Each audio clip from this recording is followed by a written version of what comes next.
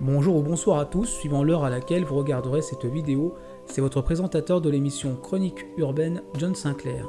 Aujourd'hui dans cet épisode 10, j'ai décidé de vous raconter l'histoire de l'église abandonnée de Saint-Étienne-le-Vieux. Construite au Xe siècle, dans les mêmes moments du développement de la ville de Caen, l'église Saint-Étienne-le-Vieux de style gothique fut mentionnée sous le nom de Sanctus Stephanus Vetus vers 1067 dans les chartes octroyées par Guillaume le Conquérant.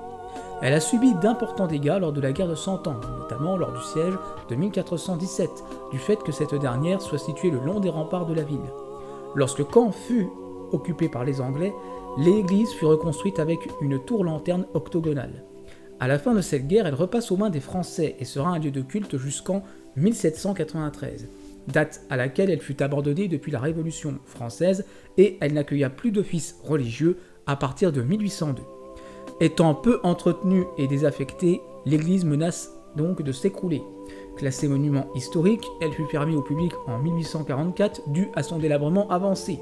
Menacée de démolition par la mairie, elle fut sauvée in extremis grâce à deux hommes, tous deux membres de la Société des antiquaires de Normandie, répondant au nom d'Arcis de Caumont et d'Antoine Charmat. Elle fut ainsi utilisée comme dépôt de fragments architecturaux ou pour les services techniques de la ville. Malheureusement, en pleine Seconde Guerre mondiale, l'église de Saint-Étienne-le-Vieux fut en 1944 atteinte par un obus allié destiné à une colonne de chars allemands stationnant à proximité de cette dernière. Une grande partie de la nef va donc ainsi être détruite, et depuis cet événement, elle n'a subi aucune restauration et son état de conservation actuel ne permet pas une ouverture au public, rendant toute visite impossible et donc interdite. C'était votre présentateur de l'émission Chronique urbaine, John Sinclair. À très bientôt.